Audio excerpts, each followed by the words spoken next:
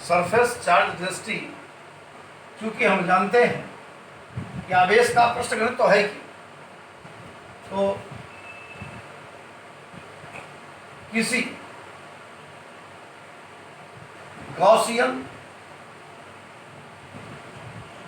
सतह की प्रति एकांक क्षेत्रफल पर उपस्थित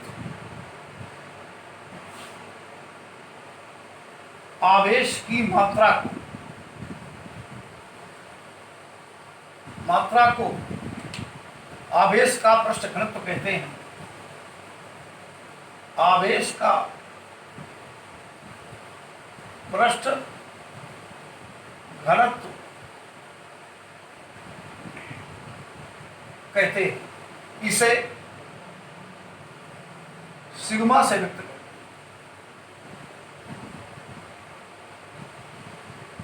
अर्थात सिग्मा इक्वल टू, परिभाषा जो कह रही है Q बाई ए, ए बराबर 1 मीटर स्क्वायर, इसका मतलब हो जाएगा कूलाम प्रति मीटर स्क्वायर। इसलिए सिग्मा की जो विमा होगी वो हो जाएगी L to the power -2 T × A। अब गॉसियन प्रमेय से जिसकी एप्लीकेशन निकालनी है, अपरिमित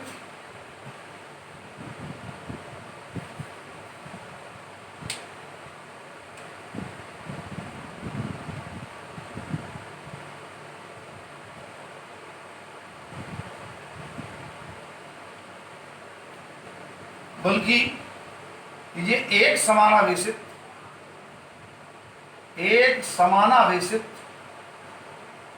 यूनिफॉर्म चार्ज विस्तृत अपरिमित आकार की चादर हो तो विस्तृत समतल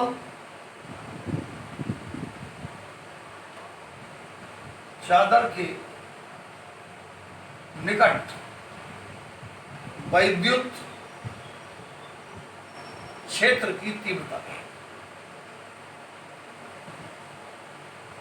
यहां सरफेस डेंसिटी चार्ज या सरफेस चार्ज डेंसिटी के कारण एक यूनिफॉर्म इलेक्ट्रिक फील्ड चार्ज कोई विस्तृत आकार वाली चादर है, तो इसके लिए हम सबसे पहले एक अपरिमित आकार की चादर बना लेंगे।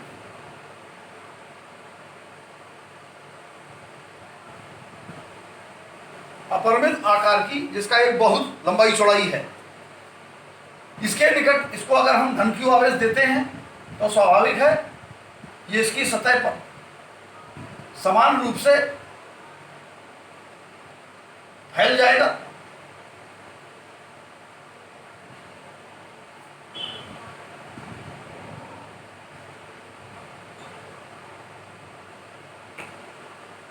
समान रूप से सारा का सारा Q आवेश इसकी एक समान सिमिलरिटी के साथ फैलेगा। इसके निकट वैद्युत क्षेत्र की तीव्रता ज्ञात करने के लिए हम पुनः L लंबाई व R त्रिज्या, इसका मध्य बिंदु है, और यहां से इसकी ये लेंथ L है, ये O डैश है।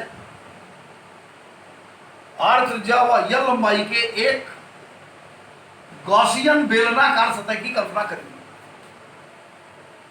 तो स्वाभाविक है हम मान लेंगे इस Q का केवल Q डैश हिस्सा ही इस गॉसियन सतह के अंदर उपस्थित होगा। यदि देखिए Q डैश आवेश गॉसियन सतह के अंदर उपस्थित हो तो परिभाषा के मुताबिक हो जाएगा सिग्मा बराबर, तो परिभाषा अनुसार सिग्मा बराबर क्यू बटे क्यू डैश बटे क्या हो जाएगा, इस गॉसियन सतह का क्षेत्रफल ए। ठीक है, तो लो क्यू डैश बराबर सिग्मा बराबर क्यू डैश बटे ए, इसलिए जो क्यू डैश की मात्रा आएगी वो सिग्मा इंटू ए, समीकरण नंबर एक होता है। इसकी आवश्यकता हमें गॉस प्रमेय में पड़ेगी। अब यदि क्यू डैश आवेश गॉसियन सतह के अंदर उपस्थित है तो वही स्थिति धन के कारण इस बिंदु P पर प्रतिकर्षण की दिशा में E और क्षेत्रफल भी आपका इसी दिशा में होगा, वृत्तीय परिच्छेद का क्षेत्रफल। तो दोनों वृत्तीय परिच्छेदों से निर्गत मान लीजिए क्यू है, इस दिशा में E एक समान यूनिफाइड फील्ड है और ये क्षेत्रफल क्या है, सॉरी ए वृत्तीय परिच्छेदों के क्षेत्रफल क्या है, पाई आर स्क्वायर। और इसके बाद इसके वक्र पृष्ठ, तो धन के कारण जाकर के अगर हम कहीं पर कोई बिंदु ले लेते, मान लीजिए आर बिंदु है, तो ये धन के कारण ये क्या होगा, ये आपका तो ये होगा 90 डायरेक्शन में, और क्षेत्रफल वक्र पृष्ठ जो होगा वो लंबवत स्थिति पे होगा, ए डैश मान लेते हैं। तो इन दोनों के बीच कोण 90 डिग्री का। तो चित्र से पुनः स्पष्ट है, अतः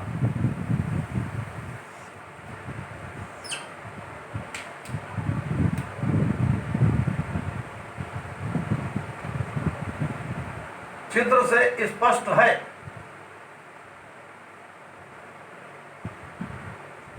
क्यू डैश के कारण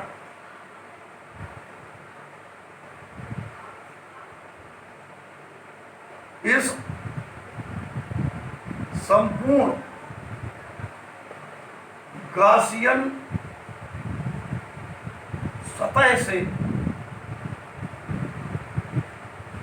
निर्गत कुल वैद्युत फ्लक्स, जिसे हम टोटल कहेंगे, फाई ई बराबर दोनों वृत्तीय परिच्छेदों से निर्गत फ्लक्स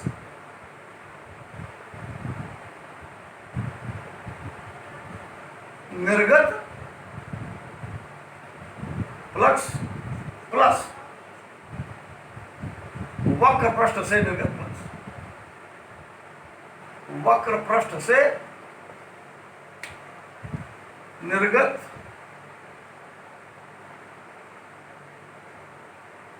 फ्लक्स। दोनों प्रतिच्छेद के लिए दो, एक का क्षेत्रफल क्या है, दोनों सिमिलर है, इसलिए दो गुणे एक वृत्तीय परिच्छेद का क्षेत्रफल से निर्गत फ्लक्स क्या हो जाएगा, ई ए, वृत्तीय परिच्छेद का क्षेत्रफल क्या है, ए माना है हमने, तो ई ए कॉस ऑफ 0, दोनों के बीच कोण क्या है, ई और ए की दिशा में क्या है, कॉस 0, प्लस यहां ई और ए डैश के बीच में, तो E into A dash cos of 90, क्योंकि ई इंटू ई 2 इंटू ई और इंटू ए बराबर क्या है यहाँ पर, वृत्तीय परिच्छेद का क्षेत्रफल पाई आर स्क्वायर, कॉस 0 का मतलब 1, और ये आपका हो जाएगा 0, 0 गुणे ई डैश बराबर 0, इसलिए पाई ई बराबर टोटल आपका निकल आएगा 2e into pi r square, समीकरण नंबर। अब गॉस की प्रमेय से, अब गॉस की प्रमेय से भाई फाई बराबर क्या होता है, गॉस प्रमेय कहती है 1/ε0 गॉसियन सतह के अंदर उपस्थित आवेश, गॉसियन सतह के अंदर उपस्थित आवेश क्या है, क्यू डैश।